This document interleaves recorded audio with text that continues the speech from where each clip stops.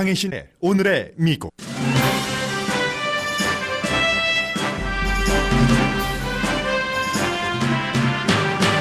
사람과의 접촉을 걱정하십시오. 물건과의 접촉이 아니라 질병통제국이 코로나 바이러스에 관해 새로 강조하는 가이드라인입니다. 코로나 바이러스 백신이 개발되지 않을 수 있다는 신중론도 강해집니다. 바이러스가 지구상에 오래 머무를 것이라는 뜻입니다. 1200명의 캘리포니아주 목사들이 주정부 방침에 저항하면서 5월 31일 교회 문을 열기로 합의했습니다. 600명 이상의 의사가 트럼프 대통령에게 장기적인 경제 셧다운을 경고하는 편지를 보냈습니다. 트럼프 대통령은 2차 감염이 와도 경제 재개를 중단하지 않을 것이라고 밝혔습니다. 뿐만 아니라 비디오 컨퍼런스로 대치한다고 밝혔던 G7 정상회담을 백악관에서 열 것을 추진한다고도 말했습니다. 트럼프 대통령이 카메라 앞에서는 안 쓰던 마스크를 무대 뒤에서 쓴 사진이 나왔습니다.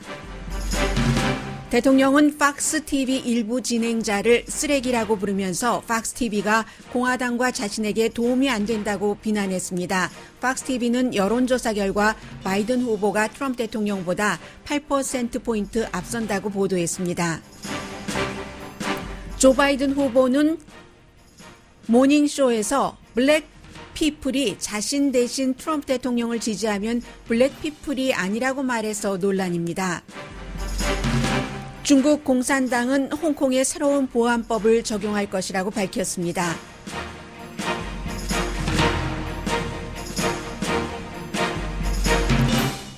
여러분 안녕하십니까? 오늘의 미국 강혜신입니다. 미국 각 지역에서 또 세계 여러 지역에서 저희 라디오 서울 방송, 한국 TV 또 유튜브를 통해서 라디오 서울 방송 오늘의 미국을 듣고 계십니다. 이제 오늘은 제가 여러분들께 어느 정도 전문가들도 그렇고 정치인들도 그렇고 일반인들도 다 그 본인들의 상황에 따라서 다르기 때문에 이 코로나 바이러스에 대해서 조금 혼돈됐었던 그런 부분들이 많은데 이제부터는 그 서서히 우리가 그 결론 짓고 어떠한 좀 앞으로 나는 어떻게 해야 될 것인가 이 문제에 있어서 그런 부분이 좀 그림이 나와서요. 그 부분부터 전해드리겠습니다. 기본적으로는 그 질병통제국이 새로운 안내문을 발표를 하자 많은 사람들이 아니 질병통제국 왜 이랬다 저랬다 하고 식품의약국도 이랬다 저랬다 하느냐라고 얘기를 하시지만 제가 쭉 읽어보니까 기본적인 것이 크게 변하지는 않았습니다. 이제 다만 그리고 지금 질병통제국이나 식품의약국이나 많은 의료 전문가들도 코비드 19이지만 중국에서 예를 들어서 2019년이었을 수도 있다고 해서 그것이 오해 시장에서 사람과의 감염은 1월인가 12월인가 논란이 있지만 제일 처음 발생한 것이 2019년이다 해서 코비드 19이기는 하지만 미국에서는 분명하게 2020년 1월 중순부터 이제 확진자가 나오기 시작했기 때문에 얼마 되지 않았습니다. 태어난 지. 그래서 전문가들도 다 모른다는 것이 맞는 말이 되겠고요. 질병통제국이 강조한 부분이 사람과의 접촉을 걱정하십시오 라고 얘기를 했습니다. 그래서 많이들 알고 계시는 내용이긴 하지만 더 이상 이 부분에 대해서 혼돈을 하실 필요가 없을 것 같아서 정리를 해드리겠습니다.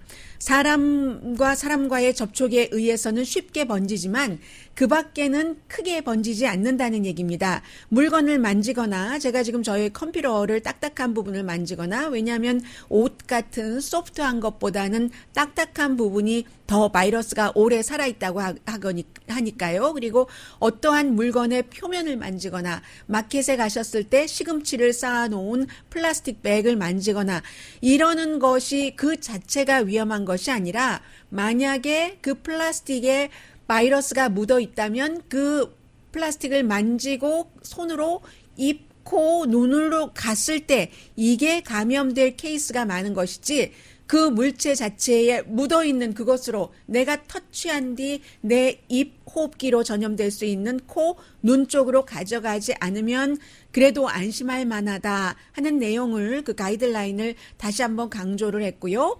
카드보드, 그 딱딱한 종이 그런 곳에는 24시간이 있지만 플라스틱과 금속에는 사흘 동안 머문다 하는 것이 가능해도 터치해서 내가 내 안으로 집어넣는 행동을 하지 않으면 괜찮다 하는 그 내부의 여러 가지 리뷰 결과 그러한 것을 얘기를 했습니다. 사람과 사람과의 감염이 너무 위험하다는 거죠.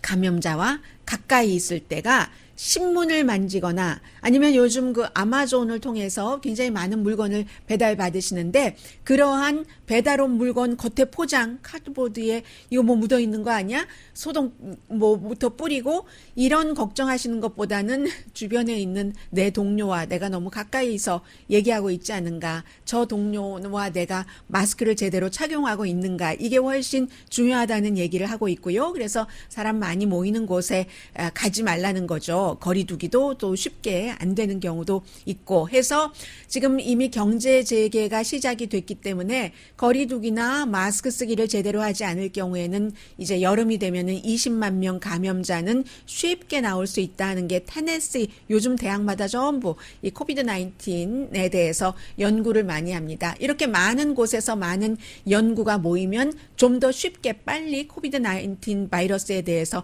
파악이 가능한 것이고요. 그래서 이 테네시 저도 만지잖아요.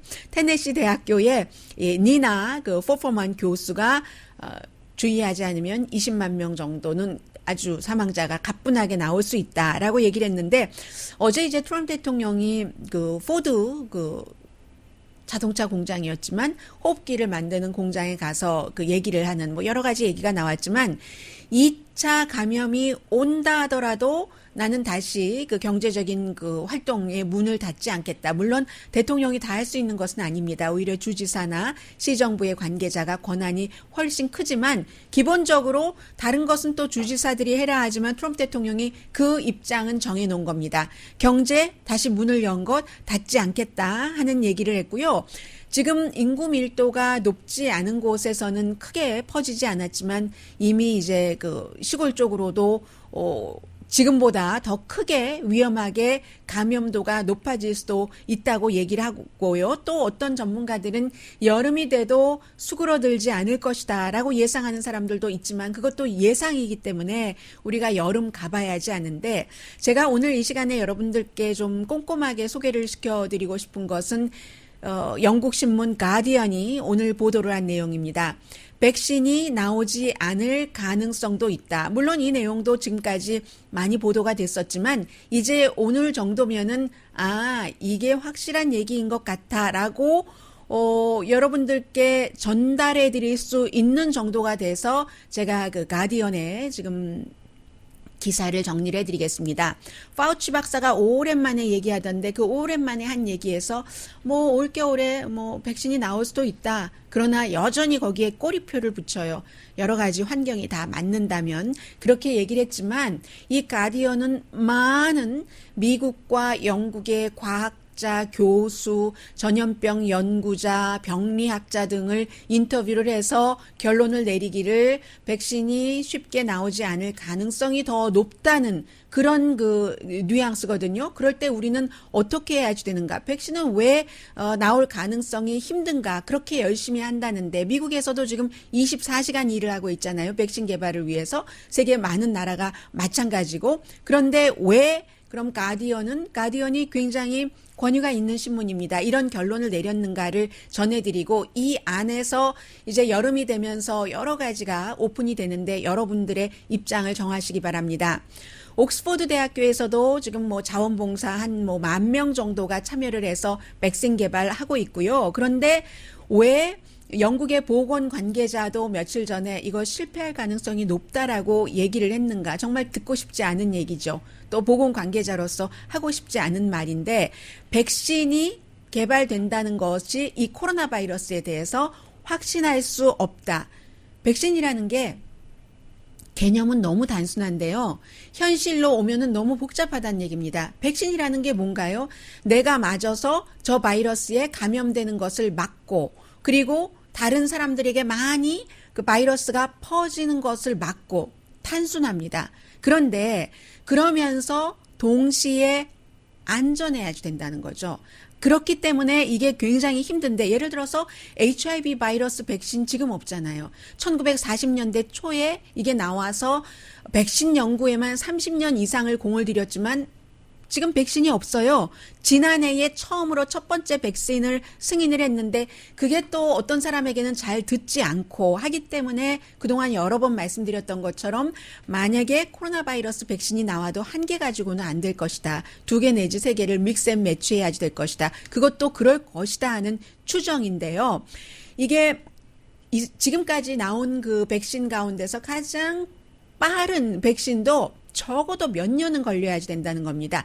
안전하게 가기 위해서 코로나 바이러스 백신도 지금 처음 연구하는 건 아니에요. 사실은 사르스와 같은 가족이잖아요. 우리가 사르스 때, 메르스 때 백신을 뭐 해보려고 하다가 못했고 그러다가 웬만큼 지나가니까 또 일반 제약회사에서는 돈도 안 나오는데 개발해 놓으면 왜 해? 하면서 중단하기도 했는데 이번에 코로나 바이러스에 대해서도 옥스포드 대학 연구팀이 이제 감염됐었던 사람 여러 가지 혈액 같은 것을 분석을 하고 많은 일을 지금까지 해봤는데 이게 힘들다 하는 결론도 나왔고요. 지난주에 미국의 그 락펠러 유니버시티 뉴욕에 있는 병원에 안 가고 회복된 사람들 있잖아요. 그런 사람들을 쭉 조사를 해봤더니 또 뭐 항체가 없다는 거예요. 걸리기는 걸렸었는데 뭐 많이 나오잖아요. 세계 여러 나라에서. 그리고 유니버시티 오브 아이오와의 그 코로나 바이러스 전문가인 스탠리 포먼 그 교수도 그러면 교수가 이제 앞에 말씀드렸던 그 내용을 가지고 정리를 하는 거예요. 이미 그 바이러스에 감염됐던 사람이 항체가 안 생겼다면 자연적으로 감염됐는데도 항체가 안 생겼다면 어떻게 인위적으로 만든 백신이 그렇게 항체를 만들고 할 수가 있겠는가? 굉장히 이게 힘들고 하다는 거예요. 그리고 기본적으로는 또 하나는 바이러스의 그 유전적인 그 불안정성이라고 할까요? 이것을 뭐 변이라는 다른 말로 표현을 할 수도 있겠습니다만은 그게 HIV가 바이러스 그 백신이 나오지 않는 이유가 이 HIV의 그 유전적인 여러 가지가 안정성이 없기 때문에 자꾸만 바뀌고 또 뭐 여기 가서 다르고 저기 가서 다르니까 이게 힘들다는 얘기입니다.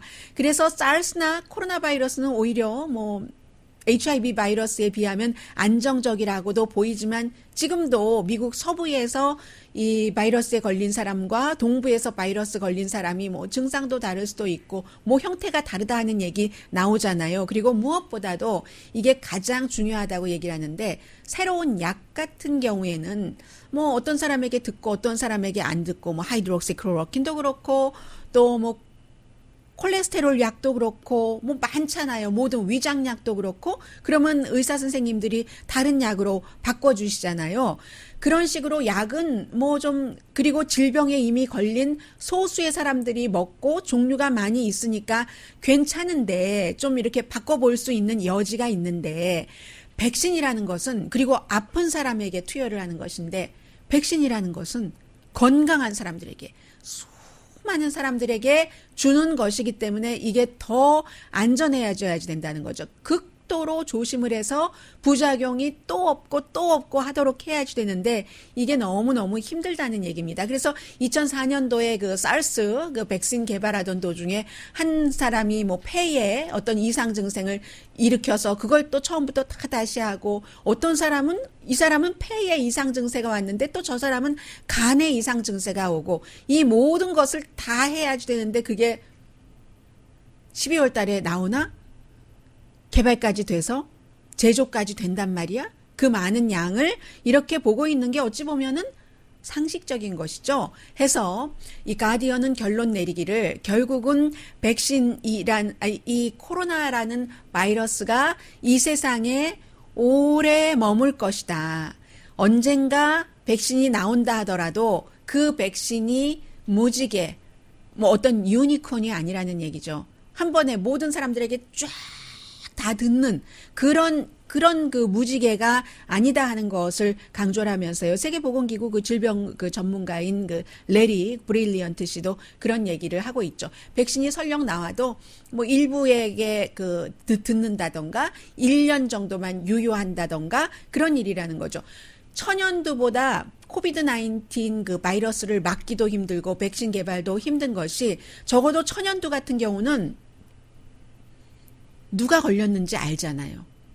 코비드 19 바이러스는 증상 없이 감염된 사람이 있기 때문에 더 그러니까 더 많이 퍼지는 것이고요. 그래서 결론적으로는 당분간은 핑퐁 게임을 할 것이다. 지구상 어디에선가 어머 우리 코로나 바이러스 다 잡았어요. 하다가 또 조금 뒤에 이태원에서 이렇게 됐어요. 하다가 그런데 우리 잡을 수도 있는 것 같아요. 하다가 또 터지고 할 수 있다는 거죠. 그렇기 때문에 세계가 백신을 개발을 하고 테스트를 하고 제조를 하는 것도 모든 나라가 다 이 제조 능력이 있는 것도 아니니까요. 공조를 해야지 된다. 지금 하나 되는 것은 모든 정부가 이제 민간에 이렇게 모더나 뭐 이런 데를 포함해서요. 지원도 하고 24시간 동안 3교대로 열심히 일하도록 하고 이것 이외에는 지금 뭐 세계보건기구와 미국, 중국과의 그 여러 가지 문제 때문에 뭐 좀 알력 같은 것들이 있잖아요. 그런데 그런 것을 일단 코로나 바이러스를 잡을 때까지는 뒤로 하고 협조를 해야지 된다는 것을 강조를 하고요. 그럼 우리는 어떻게 살지? 어떻게든 살죠. 인간이 모든 것보다도 다 바람보다도 뭐 다 더 강한데 바람이 중간에 우리 쓰러뜨렸다가도 다시 일어나는데요. 그래서 다만 인생이 조금 바뀌겠지라고 얘기를 합니다. 이미 바뀐 것 많이 알고 계시고 겪고 계시고 또 상상도 하고 계십니다. 관계자는 관계자대로 할 일이 있겠지만 우리는 손 씻고 마스크 쓰고 거리 두기 하고 특히 닫힌 공간에 있을 때는 마스크를 쓰고 그리고 치료제가 이 백신보다 더 빨리 나올 수도 있죠. 치료제라는 것은 이미 나와 있는 약 중에서 이제 적용해보고 쓰는 것이기 때문에 뭐 항체 치료를 뭐 백신 전에 해볼 수도 있고요. 해서 사회적인 그 거리두기를 제대로 못할 경우에는 마스크라도 꼭 써야지 된다.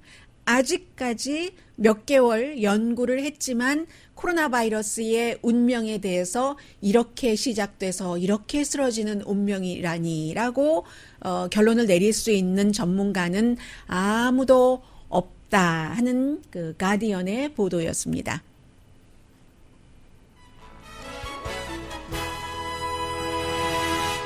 그리고 뭐 여러 가지 내용이요. 조 바이든 후보는 이 부분은 좀 실언한 것 같으네요. 그런 부분도 있고 또 제가 항상 말씀드리지만 팍스의 많은 오피니언 리더는 트럼프 대통령의 정말 대단한 치어리더입니다.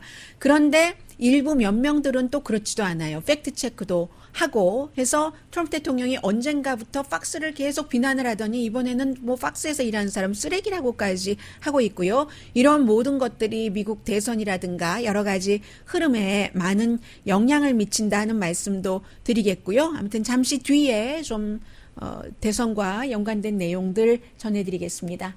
라디오 서울 방송 오늘의 미국 듣고 계십니다. 어제 그 포드 자동차사에 간 그 트럼프 대통령 보니까요.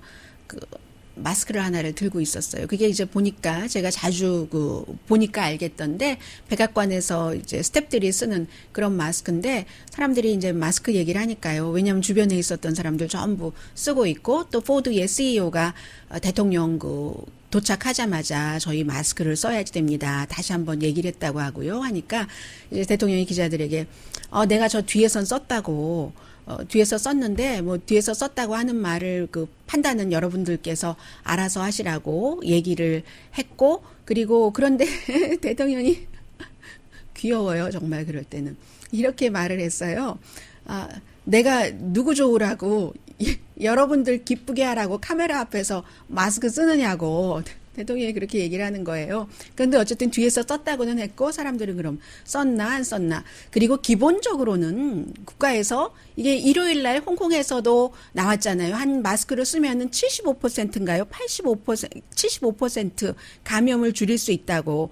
그래서 국민들이 마스크를 써야 되는데 대통령이 계속 마스크를 안 쓰고 하는 것이 사실은 좋은 모델이 아닌 것만은 분명하죠. 그런데 요즘은 휴대폰 시대니까 누군가가 휴대폰으로 대통령이 정말로 그 포드 뒤에서 백스테이지에서 그 마스크를 쓰고 있는 모습 몇 분 썼다고 했거든요. 그 모습을 사진을 찍어서 트위터에 올린 것이 나왔습니다. 대통령은 마초맨으로 보이기도 원하고 그리고 이제 지지자들이 그 경제적인 안전에 이런 메시지를 줘야지 되니까 뭐 여러 가지 이유로 마스크를 쓰지 않는 거죠. 한국에 뭐 어떤 지금은 이제 이번 선거 이후에 갑자기 쓰러지고 말았습니다만은 어떤 종교 단체에 가서 그 종교 단체의 기본적인 그 형태의 무엇을 하지 않았다. 이게 지지자들에게 보이기 위해서 그러는 거잖아요. 비난받을지 모르겠어요. 트럼프 대통령도 마찬가지인 거죠. 그래서 어제 마스크에 대해서는 그런 일이 있었는데 그리고 나서 이제 어떤 게 나왔느냐면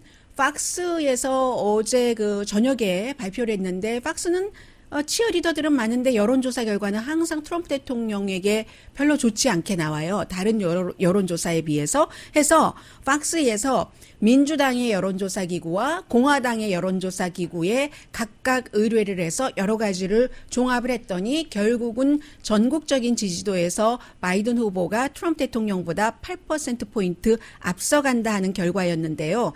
이 결과에서 여러 가지 중요한 내용들도 나오는데 뭐 엊그제 로이터는 뭐 11포인트 앞서간다 바이든이 이런 얘기도 나왔었잖아요. 퀴니피악도 마찬가지고 11포인트 앞서갔는데 팍스의 그 8포인트 차를 얘기를 하면서 팍스가 어떻게 분석을 했느냐면 지난번 조사 한 달 전에는 지지율이 같았다는 겁니다. 그런데 지금 48% 바이든, 40% 트럼프 대통령. 이건 오차 범위 바깥이잖아요. 이번 오차 범위를 4몇 %로 보고 있던데요. 그리고 11%의 마음을 정하지 않은 유권자가 아직 있다는 것도 중요하고 그럼 8%포인트 차이지만 마음을 정하지 않은 11%포인트가 전부 트럼프 대통령에게 향할 수도 있는 것 아니겠어요? 그런 경우 그리고 또 하나는 이 두 후보 모두 과반수의 지지를 받고 있지 못합니다. 48% 대 40%니까.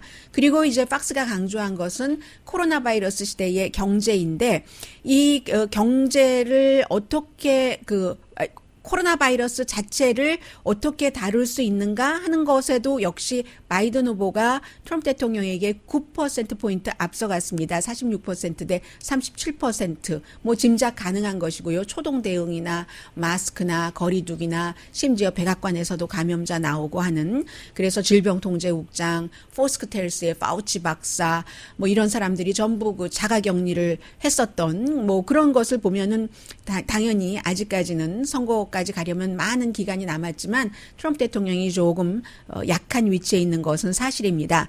그리고 이 코로나 바이러스와 관련해서 헬스케어를 어떻게 다룰 것인가 하는 믿음도 바이든 후보가 많이 앞서갔네요. 17포인트, 50%대 33%. 그런데요, 경제관리 능력에 있어서만은 트럼프 대통령이 앞서갔습니다. 3%포인트 앞서서 이제 45%대 42%. 팍스가 이 부분 강조했고요.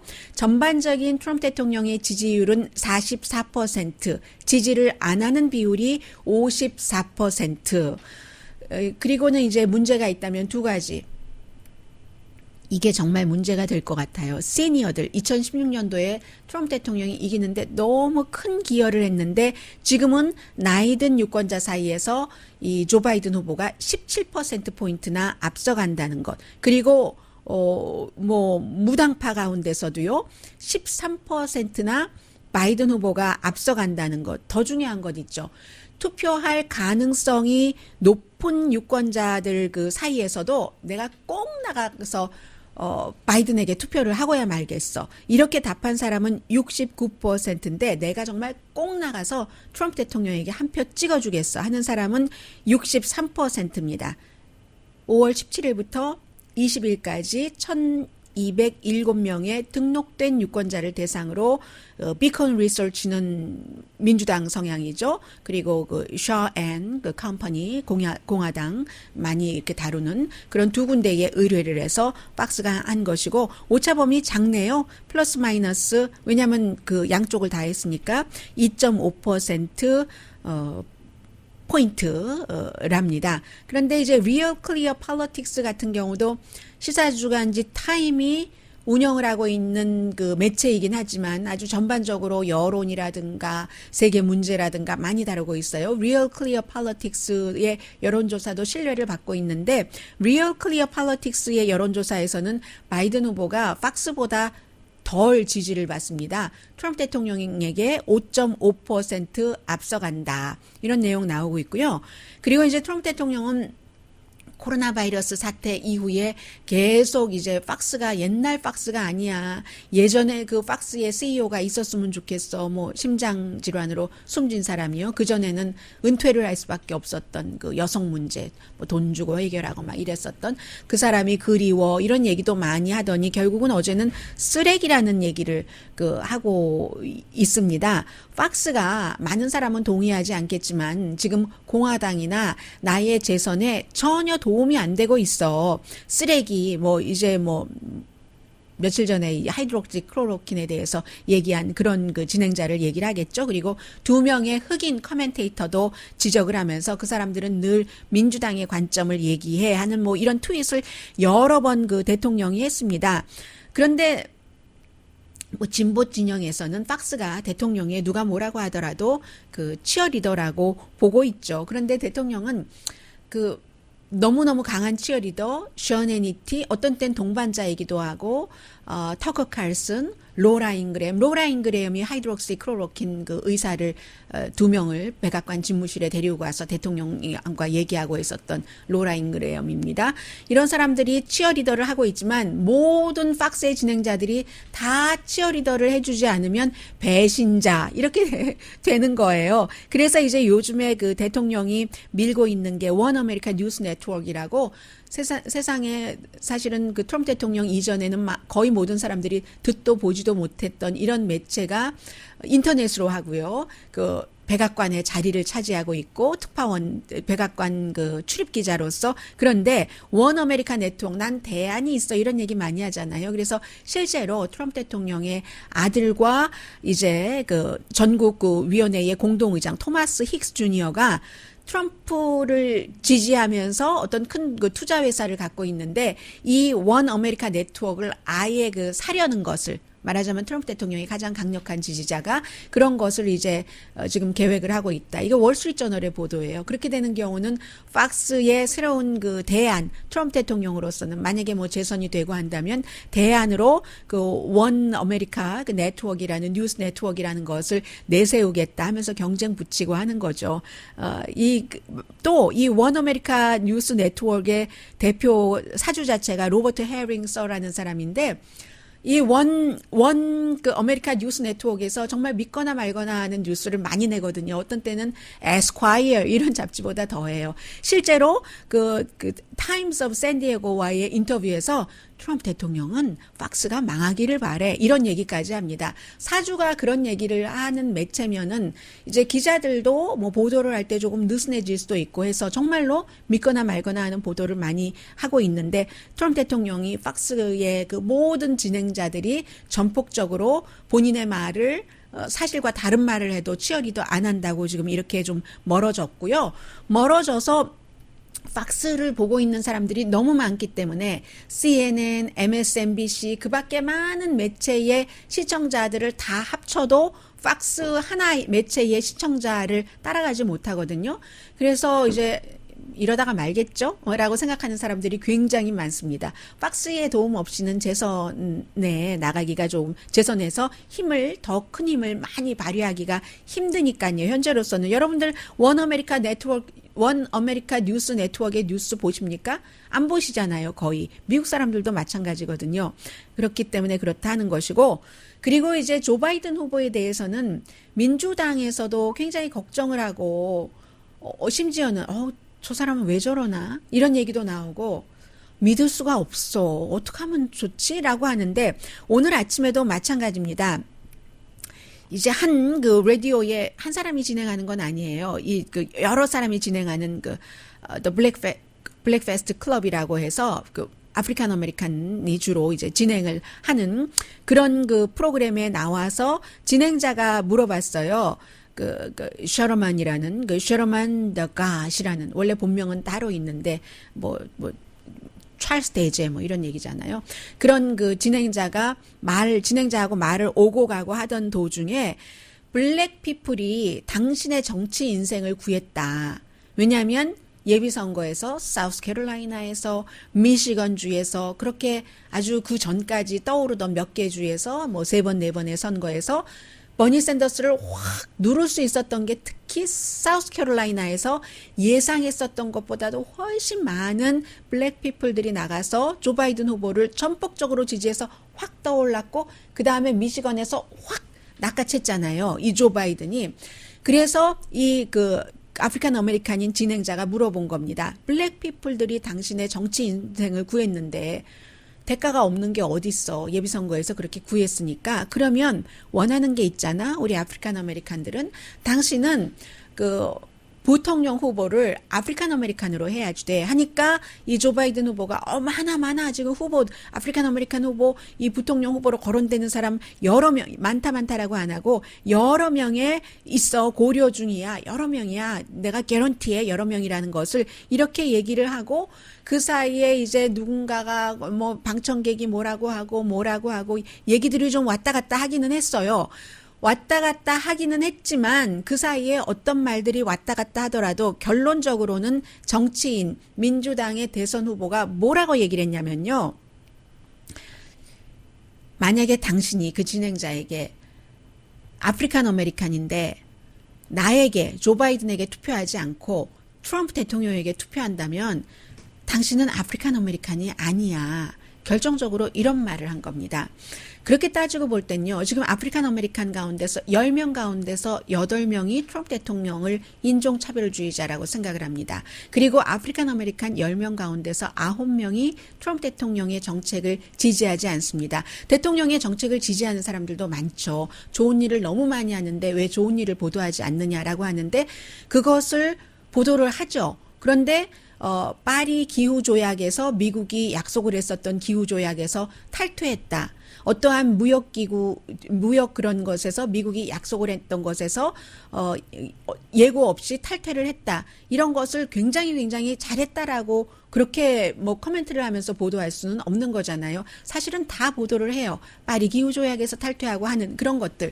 그런데 아프리칸 아메리칸이 트럼프 대통령의 정책을 10명 가운데 9명이 지지하지 않는다면 제가 지금 아프리칸 아메리칸을 말씀드리고 있습니다만 항상 제 머릿속에는 선거철에는 코리안 아메리칸, 소수인종, 이민 이슈가 들어가 있는 겁니다.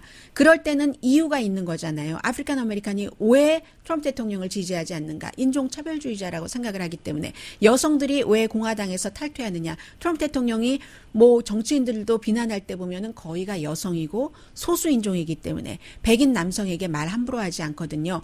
그러니까 그런 뜻에서 아프리칸 아메리칸이 심지어 10명 가운데 9명이 트럼프 대통령 정책을 지지하지 않는다 하더라도 그렇다 하더라도 조 바이든 후보가 아프리칸 아메리칸으로서 나에게 투표하지 않고 트럼프 대통령에게 투표하면은 그건 아프리칸 아메리칸이 아니지라고 말한 것은 잘한 건 아니죠.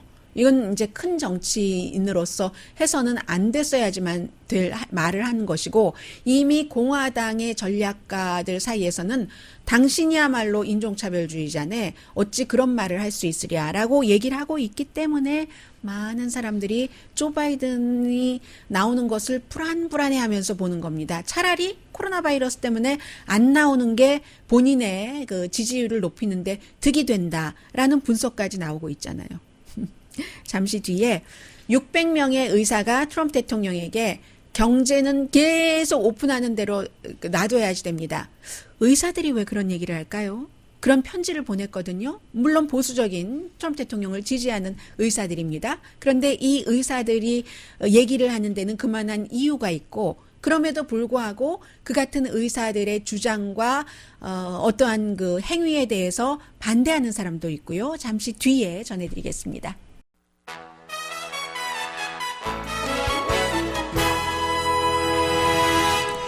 라디오 서울 방송 오늘의 미국 듣고 계십니다. 네, 캘리포니아주의 그 이머전시 스페셜리스트인 사이먼 골드 씨 그리고 티파리 그 페이트리어트를 만든 그런 그 제니 베스 마틴 이 두 사람이 주도를 해서 한 600명이 넘는 사람의 의사가 트럼프 대통령에게 보낸 편지입니다. 만약에 미국 그 경제가 문을 닫으면 대량 살상이 일어날 것이다. 대량 살상 이벤트다. 뭐 이런 표현을 했거든요.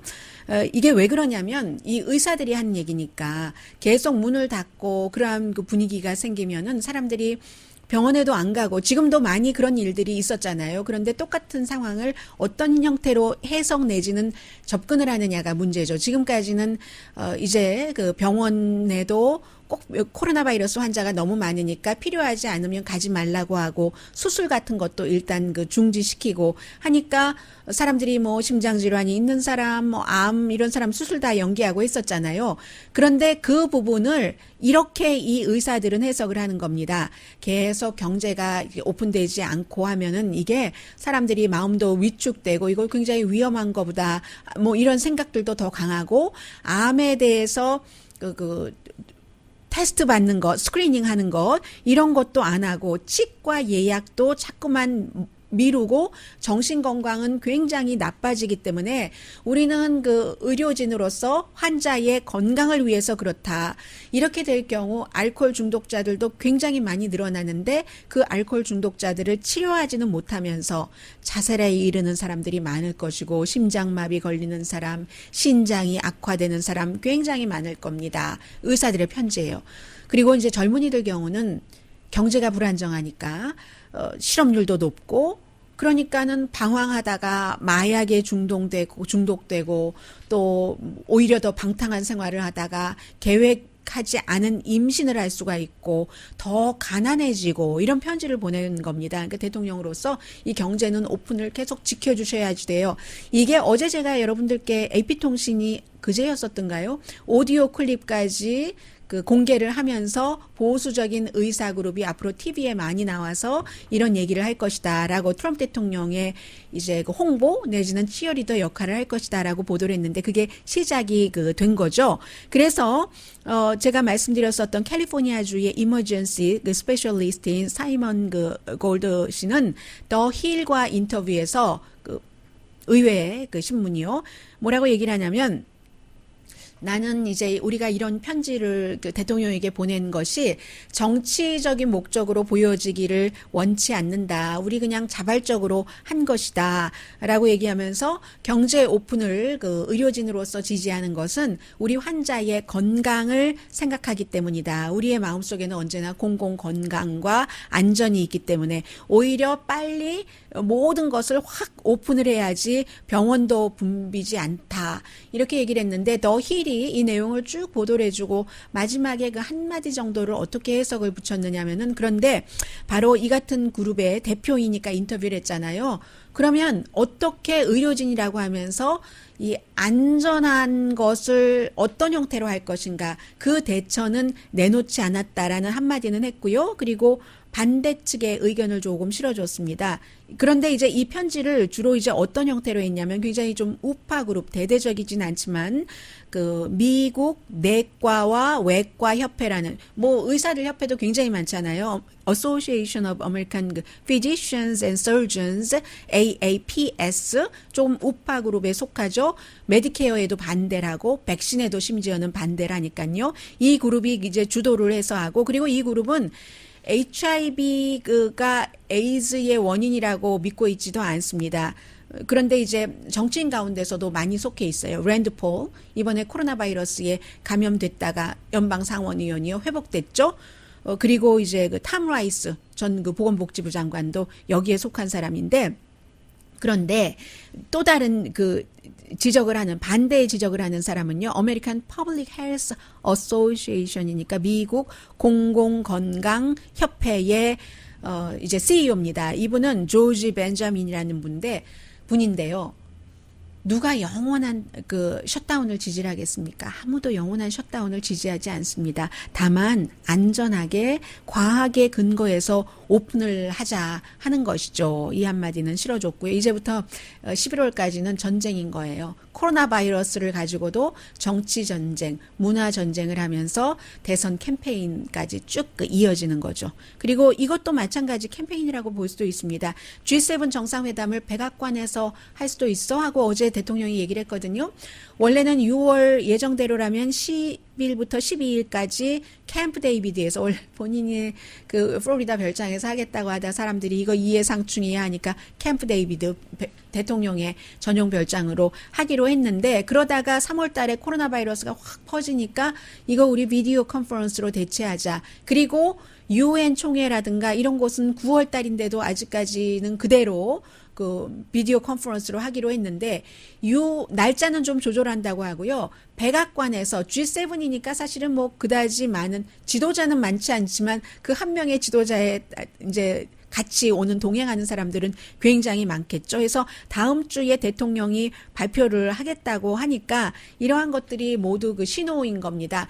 지금 임마누엘 마크롱 대통령과도 전화 통화를 했고 그런데 임마누엘 마크롱 대통령은 뭐 캠프 데이비드라면은 가볼 수 있겠어요 정도는 얘기한 것 같습니다. 그런데 백악관이라고 하면 지금 이 순간에 너무 좀 정치적인 아닌가라고 생각을 하는 지도자들도 G7 국가 가운데서 있을 수도 있을 것 같고요. 대통령은 이제 괜찮아. 세계에서 가장 중요한 그 경제적으로 국가를 이끌고 있는 지도자들이 백악관에 와서 그것도 코로나 바이러스에 대해서 양성 반응에 걸린 사람이 있는 백악관까지 와서 이렇게 페이스 투 페이스 우리가 그 얘기를 하고 있잖아.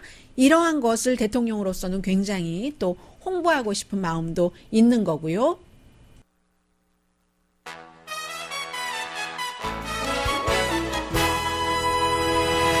라디오 서울 방송 오늘의 미국 듣고 계십니다. 1200명 좀 넘는 그 캘리포니아주 목사들이 게빈 뉴섬 주지사에게 편지를 보냈습니다. 요청하는 게 아니라 통고예요. 우리 5월 31일에 교회 문을 열겠다 하는 건데 교회는 지금 캘리포니아주도 서서히 리오프닝을 하고 있지만 교회와 미장원, 운동, 스포츠는 지금 안 되고 있잖아요. 미장원의 경우는 제가 얼마 전에 좀 위험해서라고 말씀을 드렸는데 그게 달리 위험하다는 것이 아니라 밀착해 있기 때문에 손님과 그런 뜻으로 말씀드렸던 거고요.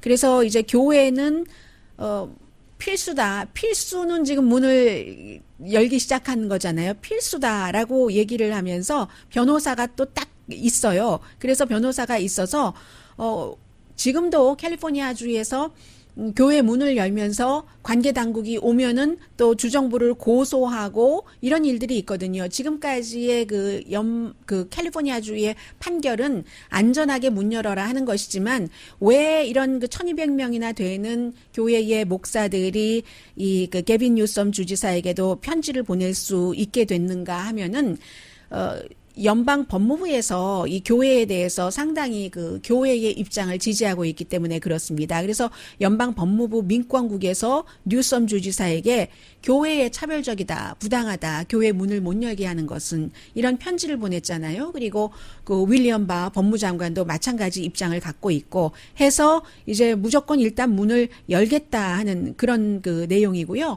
그리고 중국이 지금 홍콩에 대해서 새로운 보안법을 발동하겠다 하는 것은 여러 가지 의미가 있는데 기본적으로는 뭐 제야 인사를 단속하겠다, 홍콩을 강하게 컨트롤하겠다 하는 것인데 법 내용이 어떤 법인지 공산당이 발표를 했는데 애매하고요. 다만 홍콩의 안보를 위해서 그렇다라고 얘기를 했는데 2003년도에도 비슷한 보안법을 적용을 했고 대규모 시위 있은 뒤에요. 다음 주부터 적용을 한다고 하는데 이것을 보면은 홍콩 당국은 홍콩 당국이 아니라 중국 당국은 코로나 바이러스를 어느 정도 진압을 했는가 보다. 그리고 자신이 있는가 보다. 그러니까 이제 홍콩 쪽을 단속할 수 있는 여유가 생긴 것이구나. 이렇게 보시는 게 맞을 것 같습니다. 오늘의 미국은 전문가가 추천하는 이민법, 가정법 전문 재인정 종합법률사무소 언제 어디서나 내 맘대로 골라보는 한국TV 공동폰이었습니다. 10시에 좋은 아침, 좋은 하루 방송됩니다.